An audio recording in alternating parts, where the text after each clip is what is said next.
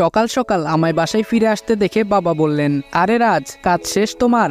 আমি বললাম, পুরোপুরি শেষ হয়নি, আর কিছুদিন সময় লাগবে। তাই ভাবলাম ছোট বোনের বিয়েটা খেয়ে নেই, তারপর না হয় কাজে মন দেব। দুদিনই তো সময়, তাই না? বাবার মুখ দেখে বোঝা যাচ্ছে আমার কথায় বেশ খুশি হয়েছেন, তবে ভেতরে ভেতরে কষ্ট পাচ্ছেন নিজের ছেলের জন্য। আর আমি হতবাগা, সব জেনেও কিছু বলতে পারছি না। বাবা বলল, ঠিক বলেছ তুমি বাবা, আমাদের হাতে হাতে কিছু কাজ করে দিও। বুঝতেই তো পারছো এত বড় আয়োজন আমাদের একার পক্ষে সামলে ওঠা অনেক কষ্ট হয়ে যাচ্ছে, আর তার মধ্যে ব্যবসার কাজেও অনেক চাপ বেড়েছে। আমি বললাম, চিন্তা করবেন না, আমি আছি তো, বলে বাবার হাত জোড়া নিজের হাতে মুষ্টিবদ্ধ করে নেই। আমার এমন কাণ্ডে অনেকেই অবাক হয়ে যায়, আর তাই আমি হাতটা ছেড়ে উপরের দিকে হাঁটা ধরি। সিঁড়ির কাছে গিয়ে থেমে যাই, কারণ পেছনে শুনতে পাই কয়েকজনের নতুন কণ্ঠ, আর তাই ঘুরে তাকাই দেখার উদ্দেশ্যে। বাবা বলল, এতক্ষণে তোমাদের আসার সময় হলো?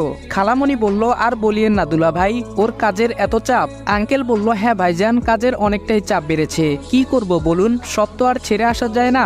আমারও কি ইচ্ছে হয় না বলেন দেশে আসতে? এদের কথা চলতে থাকে, এর মাঝে ভাইয়া ভাবি এসে সবার সাথে কুশল বিনিময় করে নেয়। মা তো এতদিন পর বোনকে পেয়ে আনন্দে আত্মহারা হয়ে পড়ে। ওদের কাহিনী দেখে আমার চোখ দিয়ে কিছুটা পানি চলে আসে, যা সবার অগোচরেই মুছে নেই। আমি উপরের দিকে পা বাড়াই, পেছন থেকে কেউ আদি ভাইয়া বলে ডাক দেয়। নামটা শুনে আমি চমকে পেছনে তাকাই, আর দেখি সবাই কেমন অবাক হয়ে তাকিয়ে আছে, একবার আমার দিকে তো একবার নিশির দিকে। নিশি হলো ইসির ছোট বোন। নিশি বলল, তুমি নিশ্চয়ই আদি ভাইয়া, তাই না? আমি কি বলবো বুঝতে পারছি না, আর সেও আমার উত্তরের অপেক্ষা না করে গড়গড় করে কথা বলেই যাচ্ছে। ওরই বা কি দোষ? ছোট মানুষ, তাই এত প্যাচগোজ বোঝে না, হয়তো কোনোভাবে আমার সম্পর্কে জেনেছে।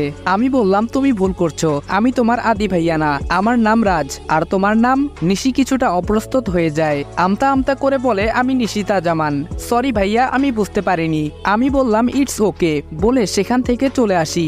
বাবা মা বোন এসেছে, অথচ ইসি গেল না কেন? ইসি কি বাসায় নেই? নিজের রুমে ঢোকার আগে একবার ওর রুমে উকি মারি, ওই তো ল্যাপটপে কাজ করছে।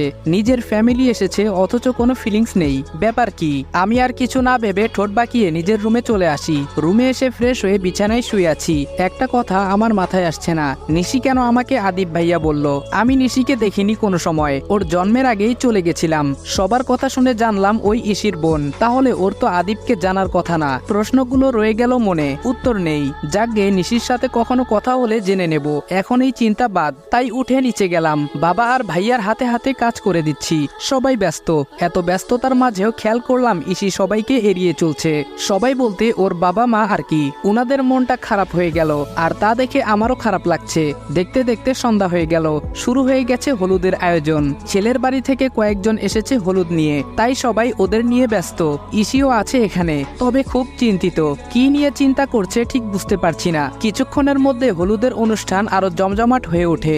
সবাই ভীষণ খুশি, আনন্দ আর হৈহুল্লোড়ে পুরো বাড়ি মুখরিত। এখন সবকিছুর মধ্যেই একটা ঘটনায় আমার খুব খারাপ লাগছে, চলুন সেটা দেখি। নিশি বলল, আপু পাপা তোমায় ডেকেছে।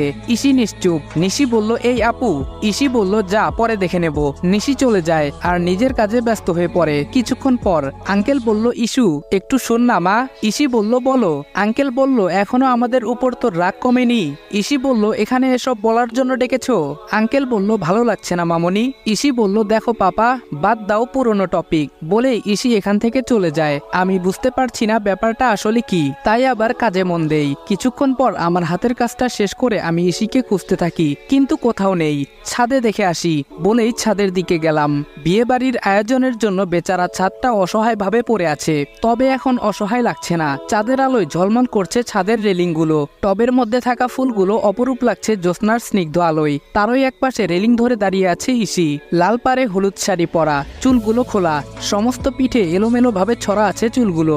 সাধারণত পুলিশের দায়িত্বে থাকা মেয়েরা কতটা সুন্দর সেটা বোঝা মুশকিল হয়ে পড়ে তাদের কাজের ভারে আর পোশাকের আড়ালে। অনেকক্ষণ থেকে আমি ওর পেছনে দাঁড়িয়ে আছি, কিন্তু আমার দিকে খেয়াল নেই। আমি গলাটা হালকা একটু ঝাড়া দিলাম, কারো গলার শব্দ শুনে পেছনে ফিরে তাকায়। আমি একদম কাছাকাছি থাকায় ফিরে আমার মাথার সাথে ওর মাথা বাড়ি খায়। আমি বললাম, বাবা গো, মা গো, মেরে দিল গো। ইসি বলল, আপনি এখানে কি করছেন? এতটাও লাগেনি, এত সিন ক্রিয়েট না করলে ভালো হয়। আমি বললাম, একই প্রশ্ন তো আমিও করতে পারি। কপালে হাত ডলতে ডলতে কথাটা বললাম। ইসি বলল, আজব তো, আপনি রাতের বেলায় ছাদে কি করছেন? আমি বললাম, ভাড়া দেওয়ার সময় তো বলেনি রাতের ছাদে উঠা যাবে না। ইসি বলল, যত সব ফালতু লোক। কথাটা বলে ছাদ থেকে বেরিয়ে যাচ্ছে। আমি বললাম, ও হ্যালো। রাগের ঠেলায় তো ফোনটা রেখেই চলে যাচ্ছেন, বলেই আমি ফোনটা মেয়েটার ফ্ল্যাশ লাইটটা অন করতে টান মেরে আমার হাত থেকে ফোনটা নিয়ে নেয়। আবারও চলে যাবে, ঠিক তখন আমি বললাম দাঁড়ান। ইসি আমার দিকে আবারও ভ্রু কুচকে তাকায়। আমি বললাম একটা কথা ছিল আপনার সাথে। ইসি বলল ওহ, তার মানে আমাকে ফলো করেই ছাদে এসেছেন?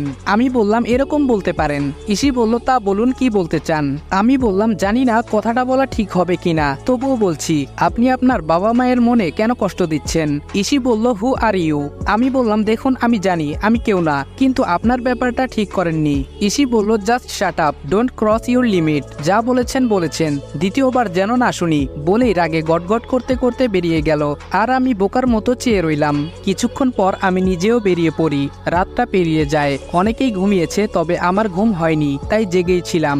ফজরের নামাজটা রুমে পড়ে নেই, তারপর একটু নিচে যাই। যে যেভাবে পারছে ঘুমাচ্ছে।